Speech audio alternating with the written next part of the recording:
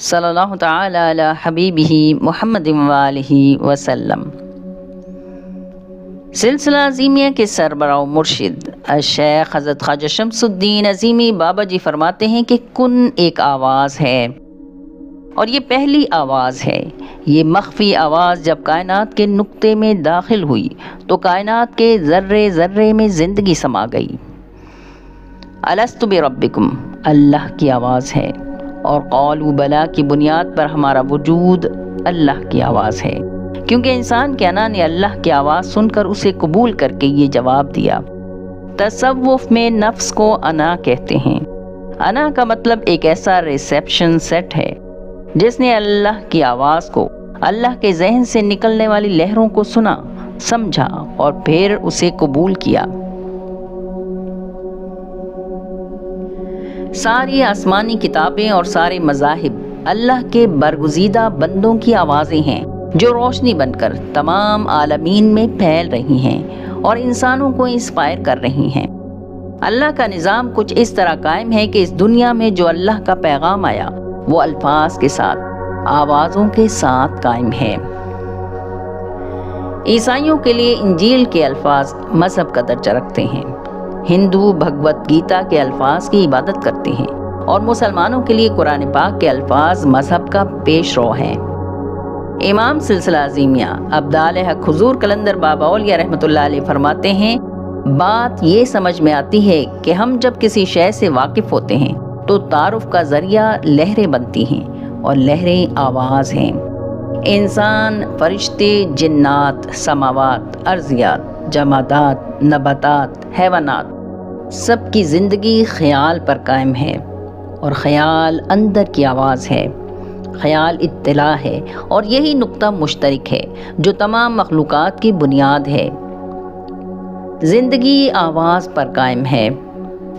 آواز بھی دراصل ارتعاش یعنی وائبریشن ہے جو ہوا، پانی یا ٹھوس اشیاء کے مالیکیولز کو میڈیم بنا کر سفر کرتی ہے۔ جب شے کھوکھلی ہو تو بجتی ہے، اس میں آواز پیدا ہوتی ہے، مثلا ڈھول کی آواز۔ خلا میں ہوا کا وجود آواز کی وائبریشن کو آگے بڑھاتا ہے۔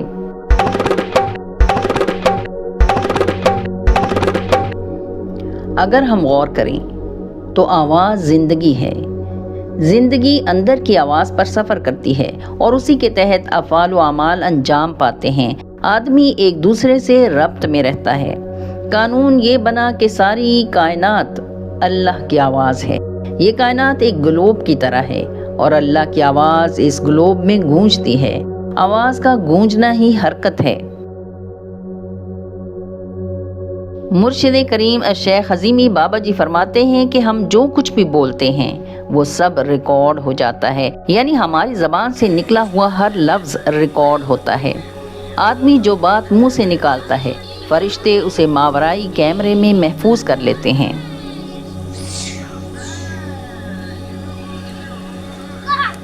الفاظ دراصل زندگی کا وہ عمل ہے جو سنا جاتا ہے لیکن آنکھ سے نظر نہیں آتا۔ الفاظ ایسی روشنیاں ہیں جو لہروں کے دوش پر چلتی ہیں۔ آوازیں ہماری زندگی کا حصہ ہیں۔ آواز آپس میں رابطے کا ذریعہ اور معلومات کے تبادلے کا ایک طریقہ ہے۔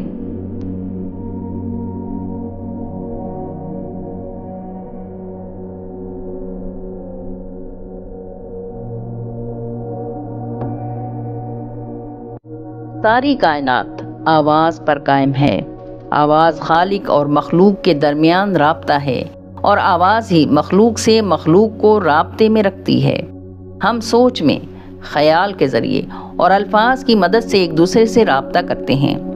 یہاں ہر شے آواز ہی تو ہے۔ آواز زندگی کی ابتدا ہے۔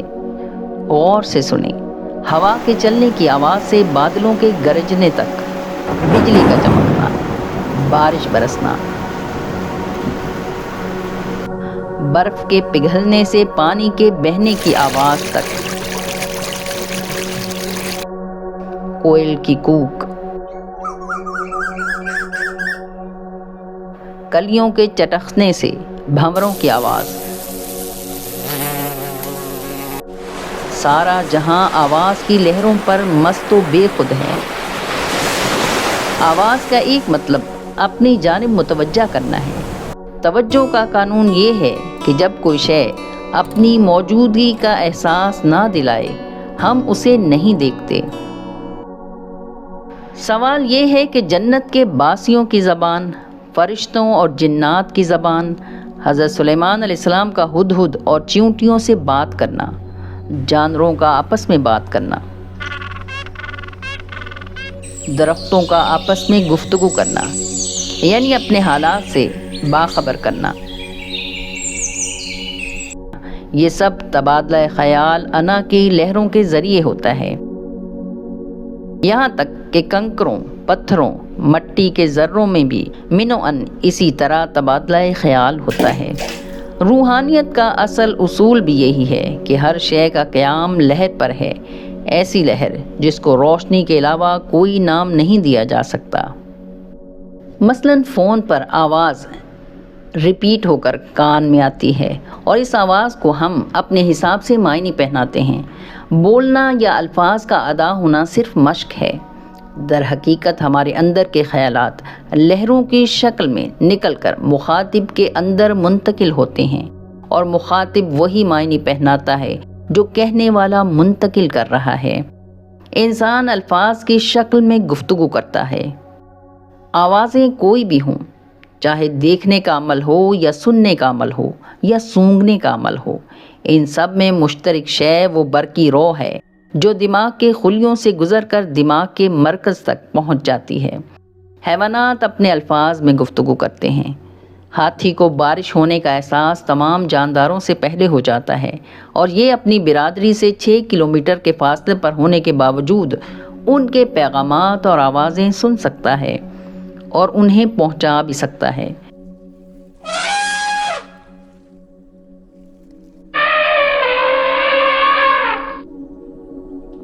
مرغی کی ایک آواز پر اس کے تمام بچے کھانے کے لیے آ جاتے ہیں یا خطرے کے وقت اس کے پروں میں چھپ جاتے ہیں۔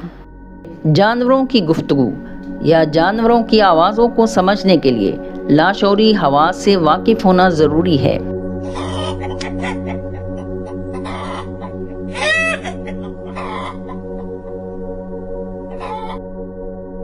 جتنا زیادہ آدمی لاشعور میں سفر کرتا ہے اسی مناسبت سے وہ الفاظ کی بندشوں، الفاظ کے گورکھ دھندوں اور الفاظ استعمال کرنے کی مجبوری سے آزاد ہوتا چلا جاتا ہے، کیونکہ لاشعوری دنیا میں الفاظ نہیں ہوتے بلکہ سب کچھ تمثیلی طور پر موجود ہوتا ہے۔ محترم جناب اشفاق احمد رحمۃ اللہ علیہ لکھتے ہیں کہ الفاظ کی اپنی ایک دنیا ہوتی ہے۔ مثلاً گل کے معنی پھول ہے اور آہن کے معنی لوہا ہے، لیکن معنی کے ساتھ ساتھ الفاظ کی اپنی ایک شخصیت بھی ہوتی ہے، مزاج بھی ہوتا ہے، تلخی بھی ہوتی ہے، شفقت اور مٹھاس بھی ہوتی ہے۔ انسان کی ساری شخصیت الفاظ پڑھنے والوں پر اور سننے والوں پر اپنا اثر چھوڑتی ہے۔ الفاظ کرخت ہوں یا لطیف، دونوں حالتوں میں آواز کے ٹکراؤ سے انسان کے اندر جھنجھناہٹ پیدا ہوتی ہے۔ اس جھنجھناہٹ کا نام ہم ناگواری یا پیار و محبت رکھتے ہیں۔ اچھی گفتگو کرنے کے لیے بہترین الفاظ کا استعمال اور باڈی لینگویج کا فن بھی معاون ثابت ہوتا ہے۔ آواز سے حواس متحرک ہوتے ہیں۔ مؤذن اذان کے کلمات کے باطن سے واقف ہو تو آواز میں خلوص اور گداز سننے والے کے دل پر نقش ہوتا ہے۔ آواز کے ساتھ جذبات بھی نشر ہوتے ہیں۔ دل گداز سے خالی ہو تو آواز کے صوتی اثرات سننے والوں کو متاثر نہیں کریں گے۔ اللہ اکبر، اللہ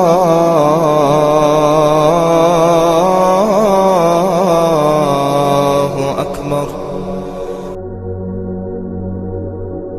رسول اللہ صلی اللہ علیہ وآلہ وسلم کا فرمان ہے، ہاں واقعی الفاظ میں جادو ہوتا ہے۔ ہاں واقعی الفاظ میں جادو ہوتا ہے۔ پیر و مرشد الشیخ عظیمی بابا جی فرماتے ہیں کہ یہ آواز کا جادو بھی عجیب ہے۔ سریلی، خوبصورت اور پرکشش آواز انسان کو مسحور کر دیتی ہے۔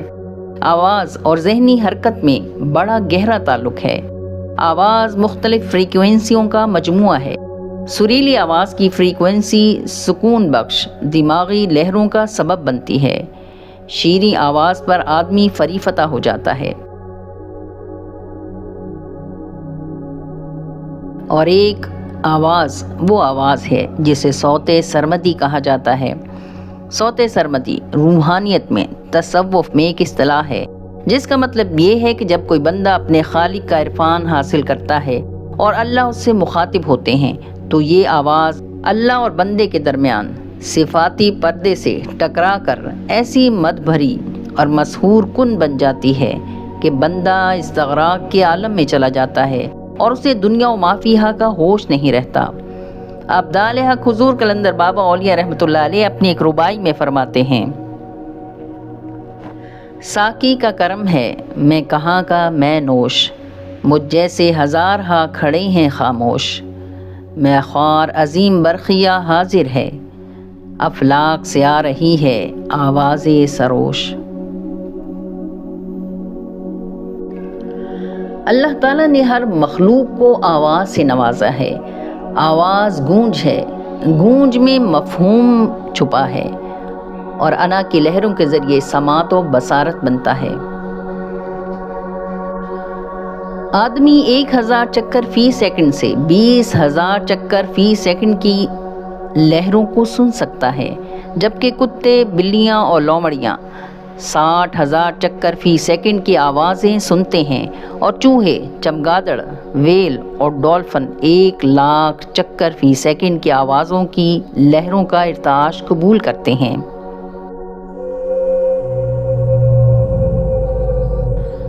آواز ایک وائبریشن بھی ہے۔ وائبریشن کی مقداریں اگر اعتدال سے ہٹ جائیں تو زندگی کو قائم رکھنے والی وائبریشن زلزلوں کا روپ دھار لیتی ہے اور بڑی بڑی عمارتیں زمین بوس ہو جاتی ہیں۔ سور کی آواز یا چنگھاڑ ایسی لہر ہے جو انفرادی شعور کی سکت سے زیادہ ہے۔ بہت زیادہ کرخت آواز چنگھاڑ بن جاتی ہے۔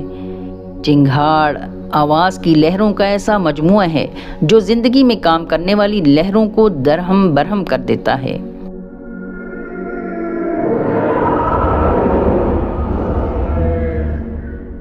قرآن پاک میں یہ ارشاد ہوتا ہے، پس ہم نے بھیجی ان پر طوفانی ہوا منحوس ایام میں۔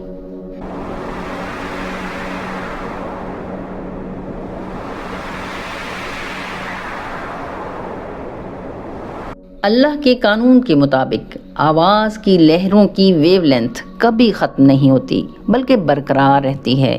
اولیاء اللہ نہ صرف آواز کے طول موت سے واقف ہوتے ہیں بلکہ انہیں مقداروں کا پورا علم ہوتا ہے۔ طول موج کا سورس روشنی ہے اور روشنی کی صفت پھیلنا ہے۔ روشنی جہاں بھی ہو پھیلتی ہے، دیکھتی بھی ہے اور دکھاتی بھی ہے۔ جب ہم گفتگو کرتے ہیں تو ہماری آواز اندر سے ایکو ہوتی ہے، یعنی ہم جو کچھ کہنا چاہتے ہیں تو دراصل ہماری زبان سے جو آوازیں یا لہریں نکل رہی ہوتی ہیں وہ سننے والے کے اندر گونجار بن کر گھومتی ہیں اور پھر سننے والا اس میں معنی پہناتا ہے۔ موجودہ ترقی یافتہ دور آواز کی آلودگی کا دور ہے۔ ہر طرف بے ہنگم آوازوں کا شور ہے۔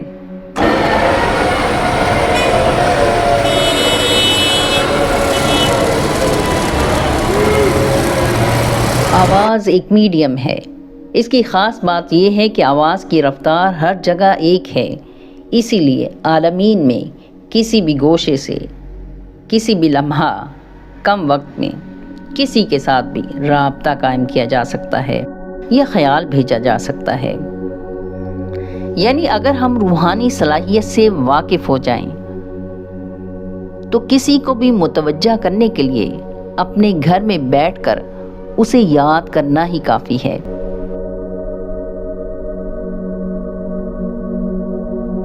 یہ کائنات ابھی ناتمام ہے شاید کہ آ رہی ہے دمادم صدائے کن فیکون۔